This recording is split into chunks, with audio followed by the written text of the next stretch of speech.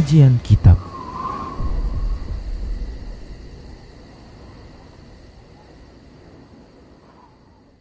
Bismillah, assalamualaikum warahmatullahi wabarakatuh. Innal hamdalillah nahmaduhu wa nasta'inuhu wa nastaghfiruh wa na'udzu billahi min shururi anfusina wa min sayyiati a'malina. May yahdihillahu fala mudilla lahu wa may yudlilhu fala hadiya lahu. Wa asyhadu an la ilaha illallah wahdahu la syarika lahu. Wa asyhadu anna Muhammadan abduhu wa rasuluhu sallallahu alaihi wasallam. Qala Allah tabaraka wa ta'ala, ya ayyuhalladzina amanu taqullaha haqqa tuqatih wa la tamutunna illa wa antum muslimun. Ya ayyuhan nasu taqu rabbakum alladzi khalaqakum min nafsin wahidah wa khalaqa minha zawjaha wa bassa minhuma rijalan katsiran wa nisaa'a. واتقوا الله الذي تساءلون به والأرحام إن الله كان عليكم رقيبا يا أيها الذين آمنوا اتقوا الله وقولوا قولا سديدا يصلح لكم أعمالكم ويغفر لكم ذنوبكم ومن يطع الله ورسوله فقد فاز فوزا عظيما أما بعد فإن أصدق الحديث كتاب الله وخير الهدى هدى رسول الله صلى الله عليه وسلم وشر الأمور محدثاتها وكل محدثة بدعة وكل بدعة ضلالة وكل ضلالة في النار. Alhamdulillah, kembali kita bersyukur kepada Allah atas semua nikmatnya. Salawat dan salam tak lupa kita ucapkan untuk Rasulnya Muhammad sallallahu alaihi wasallam. Para pemirsa Rosyad TV dan para pendengar Radio Medan Mengaji serta para pemirsa media-media sunnah yang turut serta menyiarkan kajian ini, alhamdulillah. Kita lanjutkan pembahasan kitab Minhajul Muslim, masih di bab yang keempat, bahasan tentang ibadah, dan kita masih melanjutkan tentang pembahasan tayammum. Beberapa hal yang bisa jadi menjadi kasus, yaitu diantaranya orang yang sakit yang mengkhawatirkan kebinasaan pada dirinya ketika dia menggunakan air. Dalam masalah orang sakit seperti ini, apakah disyariatkan bagi dia untuk bertayamum ataukah tidak? Baik para hamba Allah rahimani wa rahmakumullah, jumhur ulama dari kalangan ulama empat madhab seperti Imam Abu Hanifah, Imam Syafi'i, Imam Ahmad, dan Ibnu Hazm serta yang lainnya berpendapat bahwasanya orang yang sakit yang mengkhawatirkan kebinasaan pada dirinya karena menggunakan air, maka boleh baginya untuk bertayamum. Karena berdasarkan firman Allah Subhanahu wa taala di dalam surah Al-Maidah ayat 6, Allah katakan, a'udzu billahi minasyaitonir rajim wa in kuntum mardha aw ala safarin. Kemudian sampai firman Allah, falam tajidu ma'an fatayammamu. Apabila kalian dalam kondisi sakit atau dalam kondisi safar, lalu kalian tidak mendapati air, maka bertayamumlah. Imam Mujahid mengatakan, wahiya lil maridi tusibuhul janabatu idza khafa ala nafsihi falahu rukhsatu fit tayammumi mislul musafiri idza lam yajidil ma'a. Imam Mujahid mengatakan rahimahullah, ayat ini berkenaan atau untuk orang yang sakit yang dalam kondisi junub. Apabila ia mengkhawatirkan atas dirinya, maka dia mendapatkan dispensasi untuk bertayamum seperti orang yang safar apabila tidak mendapatkan air, demikian. Dan dalil yang lain bagi pendapat ini adalah firman Allah Subhanahu wa taala di dalam surah An-Nisa ayat 29. Allah katakan, a'udzu billahi minasyaitonir rajim wa la taqtulu anfusakum, dan janganlah kalian membunuh diri-diri kalian sendiri. Baik, ini adalah dalil yang digunakan oleh pendapat yang pertama. Bolehnya bertayamum bagi orang yang sakit tatkala khawatir celaka ketika menggunakan air. Baik para hamba Allah rahimani wa rahmakumullah. Sementara ada pendapat yang lain seperti pendapat Imam Atha bin Abi Rabah, Hasan Al-Basri, ya. Boleh bagi orang tidak boleh bagi orang yang sakit untuk bertayamum kecuali ketika tidak ada air. Ketika tidak ada air, bukan karena kekhawatiran terhadap diri, tapi ketika tidak ada air berdasarkan zahir ayat tersebut. Baik para hamba Allah rahimani wa rahimakumullah. Nah, pendapat yang kuat wallahu taala alam, ya, bolehnya bertayamum karena khawatir binasa karena menggunakan air. Surah Al-Maidah ayat 6 ini bisa dipahami maksudnya adalah wa in kuntum mardha, apabila kalian dalam kondisi sakit, fa'ajiztum aw khiftum min isti'malil ma'i, lalu kalian tidak mampu atau kalian khawatir dari menggunakan air. Aw kuntum ala safarin, atau dalam kondisi kalian bersafar, falam tajidu ma'a, lalu kalian tidak mendapatkan air, fatayammamu, maka bertayamumlah. Demikian maksudnya, ya. Baik para hamba Allah rahimani wa rahimakumullah. Ini seperti yang diungkapkan, ya, oleh Imam An-Nawawi dalam kitab Al-Majmu' Syarhul Muhadzab. Demikian. Baik para hamba Allah rahimani wa rahimakumullah. Nah, bagaimana dengan orang yang sakit ketika menggunakan air, maka bertambah penyakitnya atau lamban sembuhnya? Bolehkah baginya untuk bertayamum? Nah, ini juga para ulama berbeda pendapat. Baik para hamba Allah rahimani wa rahimakumullah, jumhur ulama seperti Imam Abu Hanifah, Imam Malik, Imam Syafi'i, di salah satu dari pendapat beliau, dan Ibnu Hazm berpendapat bahwasanya tidak dipersyaratkan, ya, untuk kebolehan bertayamum bagi orang yang sakit itu kekhawatiran adanya kebinasaan. Bahkan, ya, orang yang wudunya itu bisa menambah penyakitnya atau memperlambat kesembuhannya, maka boleh baginya, ya, bertayamum berdasarkan keumuman surah Al-Maidah ayat 6 tersebut. Demikian pula berdasarkan keumuman firman Allah Subhanahu wa taala yang terdapat di dalam surah Al-Baqarah 185. Allah katakan, a'udzu billahi minasyaitonir rajim, yuridullahu bikumul yusra wa la yuridu bikumul usra. Allah menginginkan kemudahan bagi kalian dan tidak menginginkan kesulitan bagi kalian. Demikian. Baik para hamba Allah rahimani wa rahimakumullah. Sementara pendapat yang lain dari perkataan Imam Syafi'i, begitu juga Imam Ahmad, ya, kebolehan untuk bertayamum bagi orang yang sakit itu adanya kekhawatiran, dipersyaratkan adanya kekhawatiran kebinasaan. Demikian, ya. Wallahu ta'ala alam, pendapat jumhur yang lebih kuat, dan boleh bagi orang yang khawatir, orang yang sakit, dia khawatir kalau dia menggunakan air untuk berwudu atau ketika mandi, ini akan memperlambat kesembuhannya atau menambah penyakitnya. Demikian. Baik para hamba Allah rahimani wa rahimakumullah. Lalu bagaimana kondisinya apabila ada seseorang yang mengalami luka, ya, dan ketika itu dia harus menggunakan air, baik itu untuk mengangkat hadas besarnya maupun hadas kecilnya. Baik para hamba Allah rahimani wa rahimakumullah. Nah, ini sudah kita sebenarnya bahas dua kali kalau tidak salah, ya. Tapi tidak mengapa kita kembali ulangi, ya.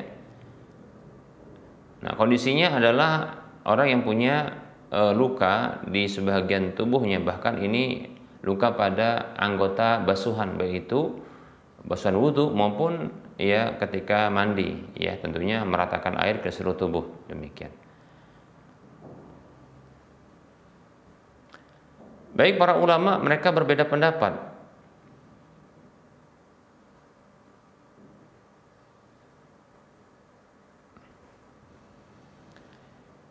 Imam Abu Hanifah dan Imam Malik berpendapat bahwasanya ya tidak boleh digabungkan antara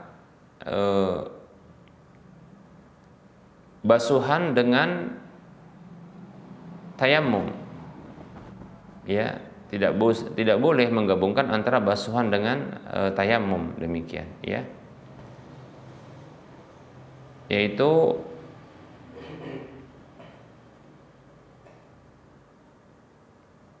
membasuh ya air ya pada anggota basuhan lalu sisanya ditayamumkan.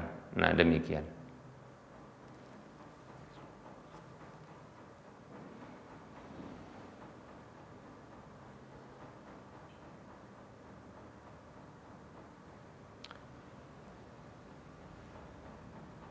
Sementara ada pendapat yang lain, ini pendapat Imam Syafi'i dan Imam Ahmad, dan ini sepertinya pendapat yang dipilih oleh Syekhul Islam Ibnu Taimiyah rahimahullah taala, bahwasanya boleh untuk menggabungkan antara basuhan dengan tayamum, ya, yaitu dibasuh anggota tubuh yang sehat, yang tidak ada luka, kemudian sisanya ditayamumkan, demikian, ya.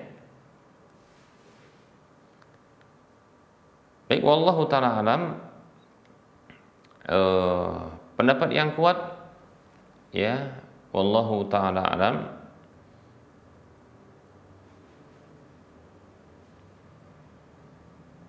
adalah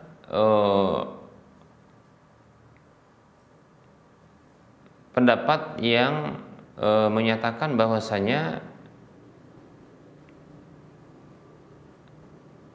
dengan merinci bahwa ya diikutkan yang sedikit kepada yang banyak.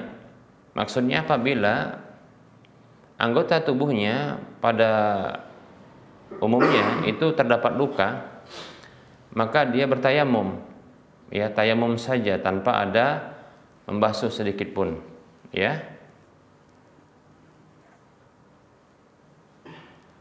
Kemudian ya apabila mayoritas basuhan tersebut, objek basuhan itu sehat dan sedikit yang terluka, maka dicuci, ya, dicuci atau dibasuh anggota tubuh atau anggota basuhan tersebut dan meninggalkan tempat yang ada lukanya untuk tidak dibasuh, demikian. Jadi memilih salah satu, ya. Baik para hamba Allah rahimani wa rahimakumullah.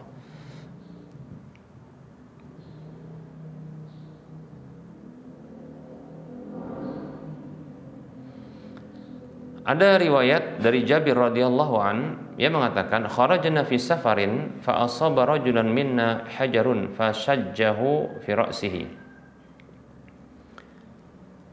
Ada riwayat dari Jabir radhiyallahu an yang mengatakan kami pernah keluar dalam sebuah perjalanan safar, lalu salah seorang laki-laki di antara kami tertimpa batu lalu melukai pada kepalanya.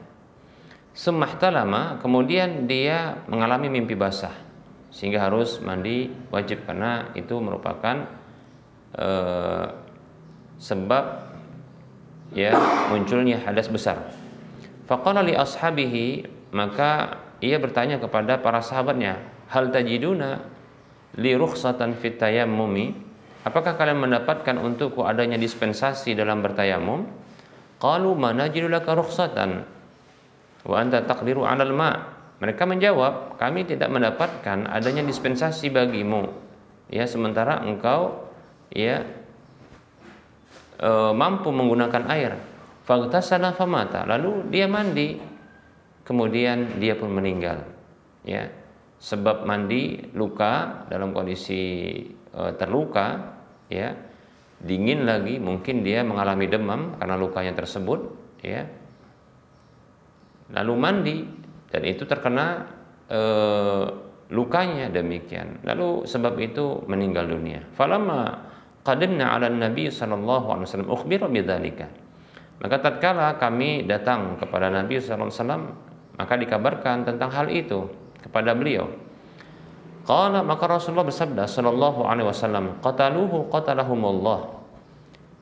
Ya, mereka telah membunuhnya, semoga Allah membunuh mereka. Ala sa'alu idza lam ya'lamu, tidakkah mereka itu bertanya tatkala mereka tidak tahu? Fa innama syifa'ul 'ayyi as-su'alu. Karena sesungguhnya obat kebodohan itu adalah bertanya. Innama kana yakfihi an yatayammama. Ya, sesungguhnya cukup baginya hanyalah bertayamum saja, demikian.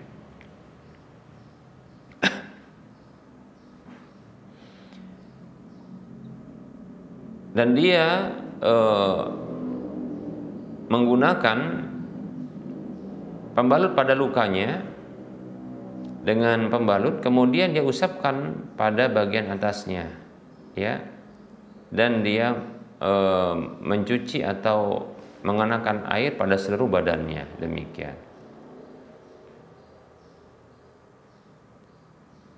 Baik, hadis ini diperdebatkan oleh para ulama, ya. Imam Baihaqi mendhaifkan, Ibnu Hazm juga. Hanya saja Syekh Al-Albani rahimahullahu taala, ya, itu menghasankan, ya, menghasankan hadis ini, ya. Hanya saja beliau mendhaifkan ungkapan hendaknya orang tersebut dia membalut lukanya kemudian mengusap pada bagian atasnya, lalu mandi untuk selain atau seluruh badannya yang tidak ada lukanya, demikian, seperti itu.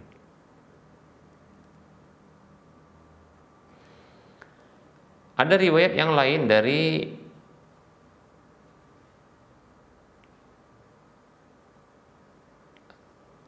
Ubaid bin Umair. Ubaid bin Umair ini sanadnya sahih, yang dikeluarkan oleh Abdul Razak, yaitu tentang seorang laki-laki yang junub dan dia memiliki luka, liyaghtasil ma haulahu, ya, wala yaqrubu jirahatahu al-ma'u. Hendaklah, ya, liyaghsil ma haulahu, dia basuh apa yang sekitarnya, dan janganlah air itu mendekati lukanya, demikian. Nah, seperti itu.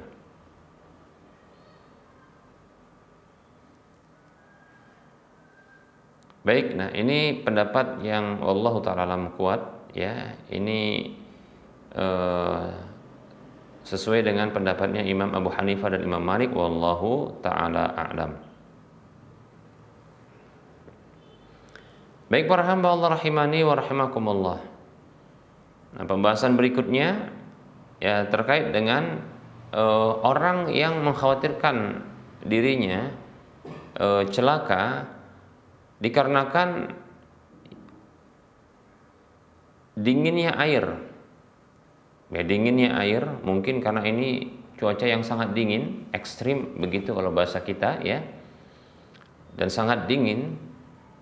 Nah, dalam kondisi orang itu junub, apakah boleh baginya untuk bertayamum, ya, dinginnya air? Baik para hamba Allah rahimani wa rahimakumullah. Nah, sebelum kita bahas, ya, untuk boleh atau tidak bolehnya bagi orang tersebut untuk bertayamum, ya, hendaknya bila ada air, ya, bila ada air tersebut ada namun dingin, dan ditemukan ada alat penghangat atau pemanas air, seperti contohnya kita katakan, ya, alat-alat elektronik, ya, yang bisa memanaskan air, ya, alat masak air yang dia nyambung ke listrik begitu. Atau contohnya ada kompor yang bisa memanaskan air, ya, begitu juga ada wadah untuk dipanaskannya air, untuk menampung air dan dipanaskan, demikian. Maka yang seperti ini masih wajib baginya untuk menggunakan air, ya. Ya lebih-lebih contohnya ini tinggal di hotel, ya di hotel atau di villa yang bisa langsung ya mudah untuk memanaskan air. Langsung dari showernya ini bisa keluar air yang hangat atau panas. Walaupun kondisi di luar itu begitu dingin, maka ya tidak boleh ya bagi orang seperti ini dia bertayamum, demikian ya. Begitu juga berwudu sama ya. Baik para hamba Allah rahimani wa rahimakumullah. Nah, berbeda halnya apabila ternyata kondisinya tidak ada alat pemanas air. Ya, tidak ada alat pemanas air. Ya, tidak bisa tidak ada contohnya kompor, ya, tidak bisa dipanaskan air, ya. Tidak juga ada alat yang langsung nyambung ya ke listrik untuk bisa ya digunakan memanaskan air, demikian ya. Dan kondisi sangat dingin, ya mungkin bisa jadi minus ya, minus derajat Celcius, demikian. Dan dikhawatirkan ya orang tersebut ketika dia menggunakan air, dia khawatir celaka, bahkan binasa, mati binasa. Ya, ketika gunakan air, karena dingin air tersebut atau kondisi memang sangat dingin. Ya. Baik para hamba Allah rahimani wa rahimakumullah. Nah, memang para ulama dalam masalah ini berbeda pendapat. Ya, tapi jumhur ulama mengatakan bahwasanya orang tersebut seperti orang yang sakit. Ya, orang yang sakit. Kalau memang mengkhawatirkan binasa, ya, kaku seluruh tubuhnya, setelah itu ya karena mungkin menggigil kedinginan, maka dia seperti orang yang sakit dan boleh baginya untuk bertayamum, demikian ya. Nah, ini sebagaimana firman Allah Subhanahu wa taala di dalam surah An-Nisa ayat 29, Allah katakan, a'udzubillahi minasyaitonir rajim, wa la taqtulu anfusakum innallaha kana bikum rahimah. Janganlah kalian bunuh diri kalian sendiri, sesungguhnya Allah Maha Penyayang terhadap kalian.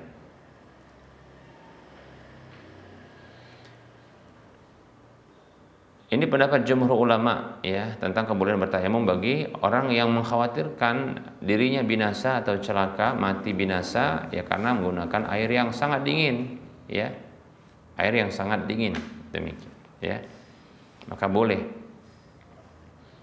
Nah, ada riwayat yang berasal dari Amr ibnul As radhiyallahu an bahwasanya tatkala dia diutus oleh Nabi sallallahu alaihi wasallam dalam peperangan Zatus Salasil, ia mengatakan, ihtalamtu fi lailatin baridatin syadidatil burudati. Aku mengalami mimpi basah di malam yang sangat dingin, yang dingin sangat dingin. Fa asfaqtu in igtasaltu an ahlik. Aku khawatir bila aku mandi aku celaka. Fatayammamtu summa sallaitu bi ashabi salat as-subhi. Lalu aku bertayamum, kemudian aku salat mengimami para sahabat-sahabatku untuk salat subuh. Falamma qadimna ala Rasulillah sallallahu alaihi wasallam zakaru dzalika lahu. Maka tatkala kami datang menemui Rasulullah sallallahu alaihi wasallam, pulang menemui Rasulullah untuk melaporkan ya, maka mereka menyebutkan atau melaporkan hal itu kepada Rasulullah sallallahu alaihi wasallam. Faqala, maka Rasul bersabda sallallahu alaihi wasallam, ya Amr, shallaita bi ashabika wa anta junubun. Wahai Amr, engkau salat mengimami para sahabatmu dalam kondisi engkau junub. Faqultu, maka aku katakan, zakartu qaulallahi ta'ala, aku teringat ya firman Allah taala ya, wala taqtulu anfusakum innallaha kana bikum rahima, dalam surah An-Nisa 29 tadi ya. Dan janganlah engkau bunuh dirimu, jangan engkau bunuh dirimu, sesungguhnya Allah Maha Pengasih, Maha Penyayang terhadap dirimu. Fatayammamtu summa sallaitu, aku bertayamum lalu aku salat ya. Fadhahika Rasulullah sallallahu alaihi wasallam wa lam yaqul syai'an. Rasulullah tertawa sallallahu alaihi wasallam dan beliau tidak mengucapkan apapun. Demikian. Hadis ini hadis yang dikeluarkan oleh Imam Abu Daud, Imam Ahmad, Daruqutni dan Hakim, ya, Al-Baihaqi juga. Hanya saja sebagian ulama mereka menyatakan hadisnya dhaif, ya. Kemudian ulama yang lain seperti Syekh Al-Albani rahimahullah taala menyatakan bahwasanya hadisnya adalah hasan, ya. Baik para hamba Allah rahimani wa rahimakumullah. Demikian ini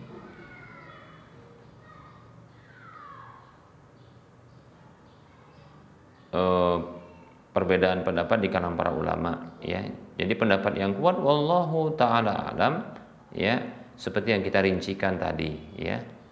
Baik para hamba Allah rahimani wa rahimakumullah. Nah, barangkali kita cukupkan dulu untuk penyampaian materinya.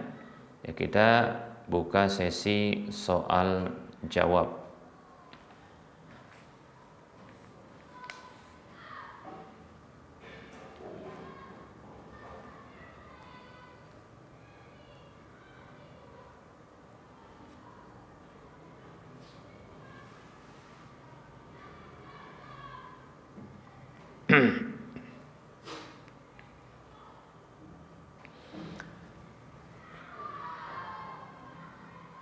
Ada pertanyaan.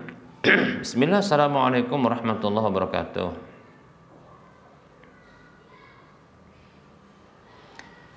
Saya mau nanya, puasa Sya'ban itu untuk apa ya Ustadz? Dan bacaan niatnya bagaimana? Dan dalam berapa hari dikerjakan, mau Ustadz? Ya, baik.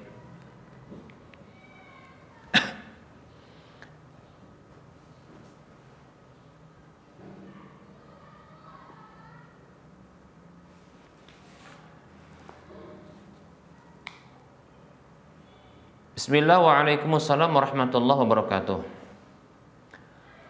Puasa Sya'ban adalah puasa yang disyariatkan di bulan Sya'ban, 1 bulan sebelum bulan Ramadan. Dan bulan ini, bulan Sya'ban ini termasuk bulan yang Rasulullah SAW dikabarkan oleh ibunda Aisyah radhiyallahu anha banyak mempuasainya. Walaupun tidak keseluruhan dari hari-hari di bulan Sya'ban itu dipuasai oleh Nabi Shallallahu Alaihi Wasallam. Hanya saja banyak ya di bulan Sya'ban Rasulullah berpuasa. Bisa jadi bulan ini adalah bulan bisa dikatakan sebagai bentuk pemanasan, ya. Bulan untuk pemanasan melakukan puasa, ya, yang akan dilakukan sebulan penuh di bulan Ramadan.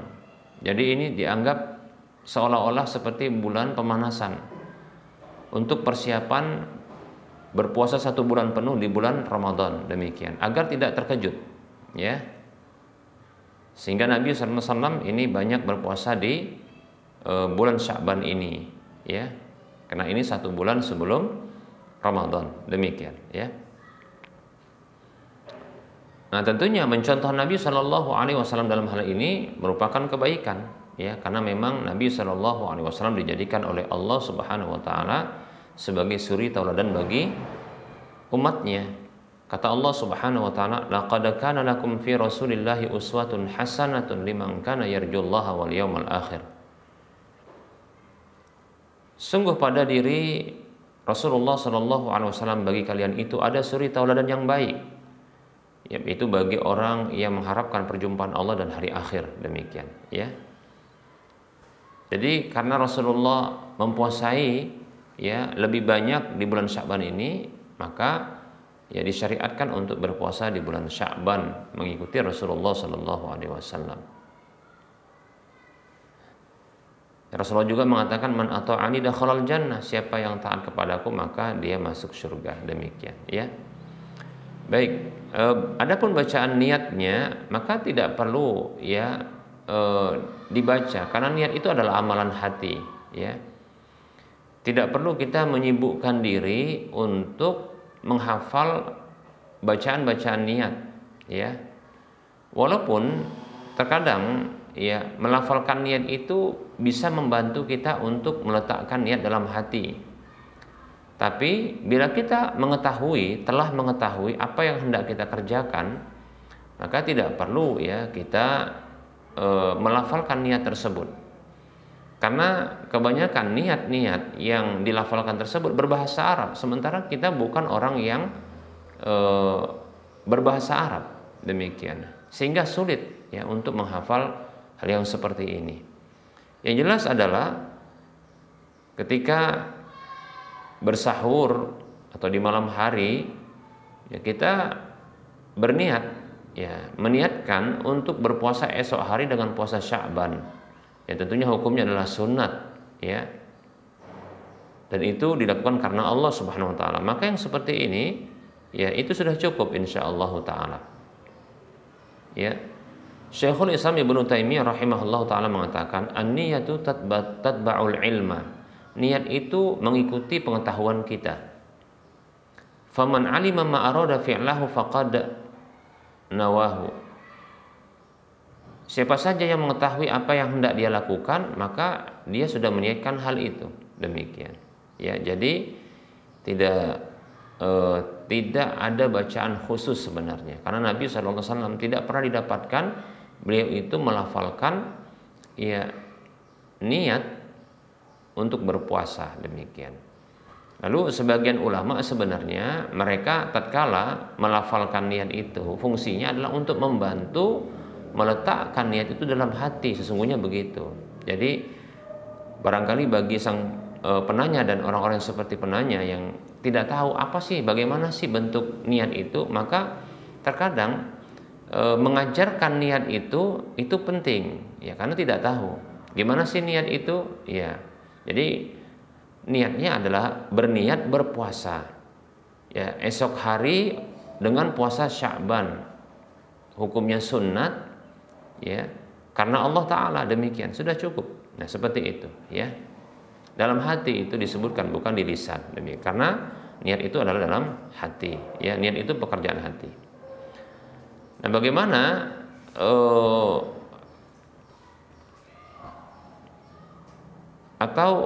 berapa hari dikerjakan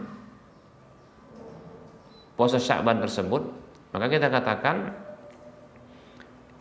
bagi yang punya kebiasaan puasa Senin Kamis, maka ini harus dilebihkan ya. Kalau seseorang biasa setiap bulannya puasa Senin Kamis ya, maka dia harus lebihkan karena harus lebih banyak, demikian ya. Jadi kalau Senin Kamis berarti kalau ada 4 pekan berarti ada 8 dia berpuasa. Maka untuk puasa Sya'ban dilebihkan. Ya seperti contohnya ya 10 atau 11, 12 dan seterusnya ke atas, demikian ya. Nah, apabila dia punya kebiasaan puasa setiap bulannya adalah 3 hari seperti puasa Ayyamul Bid 13, 14, 15, demikian. Maka dia harus lebih dari kebiasaannya. Nah, seperti itu.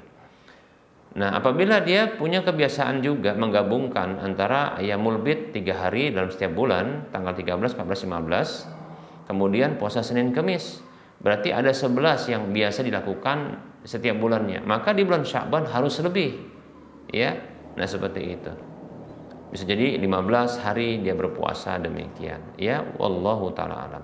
Caranya bagaimana? Bisa ya dia lakukan dengan menambah. Contohnya ya Senin, Selasa, Rabu, Kamis. Nah, begitu.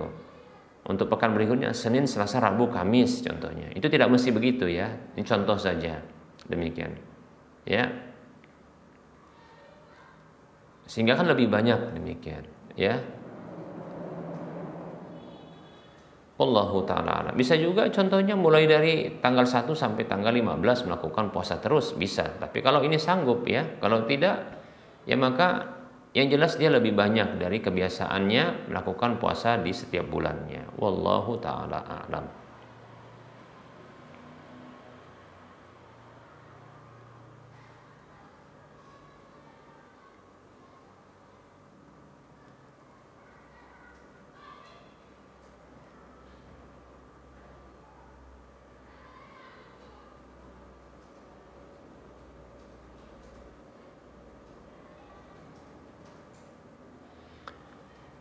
Baik, ada pertanyaan. Bismillah. Ahsanallahu ilaikum Ustaz. Semoga Allah menjaga dan merahmati Ustaz sekeluarga. Amin ya rabbal alamin.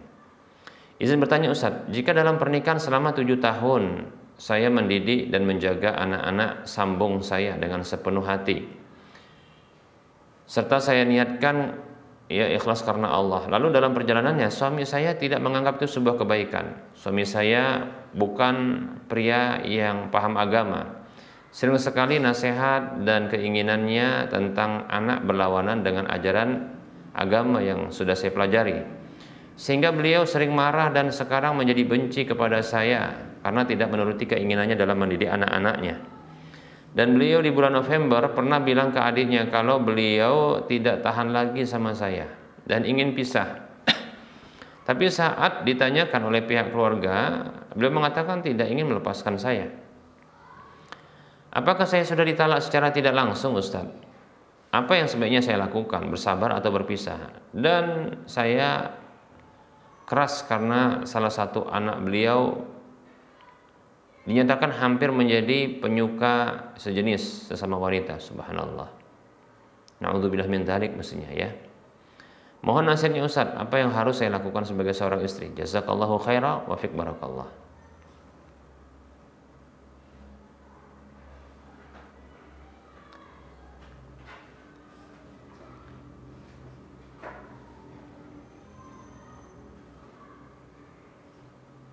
Bismillah, waalaikumsalam warahmatullahi wabarakatuh. Semoga Allah subhanahu wa ta'ala menjadikan kita hamba-hambanya yang soleh dan soleha. Amin ya rabbal alamin. Baik, ya ungkapan ya tidak ingin bersama, tidak tahan, ya ingin pisah, bila pernah dinyatakan dalam lisannya,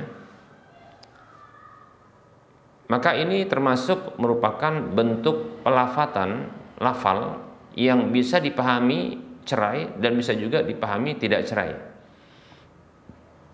Nah, sehingga para ulama mengkategorikan hal ini termasuk ya lafaz talak yang kinayah, yaitu kiasan.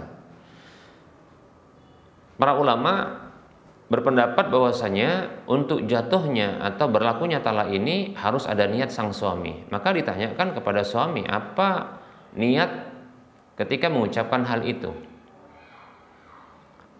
Nah, ternyata bila dia mengakui bahwasanya ya dia tidak ingin melepaskan, ini indikasi bahwasanya ketika itu dia bukanlah meniatkan untuk mentalak atau mencerai, demikian ya. Seperti itu. Kalau ingin kejelasan maka tinggal ditanya kembali apa maksud atau apa tujuan, apa niat ketika mengucapkan ya pisah, ya kemudian tidak tahan, ya, apakah itu mentalak ataukah ungkapan hanya mungkin ya kekesalan saja, kekesalan ya karena marah terhadap sang istri. Nah, dikembalikan kepada niat dari sang suami. Bila berniat untuk memang ketika mengucapkan itu untuk mentalak dan mencerai, maka jatuh atau berlaku hukum talak dan cerai tersebut. Namun apabila hanya kesal ya ngomong sama adiknya seperti itu, hanya kesal saja maksudnya, maka yang seperti ini tidak jatuh talak, demikian ya. Maka bila mendapatkan kondisi suami yang seperti ini ya, maka bersabar tentunya ya, jangan minta pisah ya selagi tidak ada kezaliman yang dilakukan dan itu tidak mengancam pertama tidak mengancam fisik, yaitu fisik tidak dizalimi, begitu juga tidak mengancam bagi agama ya, agama sang penanya ini ya, tidak mengancam ya, tidak menjadi rusak agama yang dimiliki oleh sang penanya ini, maka ya silahkan bersabar ya. Lihat kelebihannya, jangan lihat kekurangannya, demikian. Nah, seperti itu. Adapun ya anaknya yang barangkali ini terdapat pada dirinya penyimpangan, maka sebisa mungkin untuk terus memberikan nasihat. Karena kewajiban kita memang hanya sekadar memberikan nasihat, tidak lebih. Ya, tidak lebih.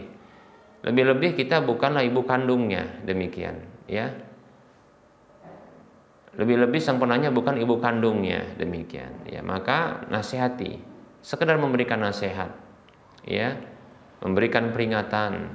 Ya, wadzakir fa inna dzikra tanfa'ul mu'minin, berikan peringatan, sesungguhnya peringatan itu bermanfaat bagi orang-orang beriman. Ingatkan terus, ya, itu sebuah dosa, demikian. Bersabar terus, demikian. Ya, sabarnya tanpa batas, ya.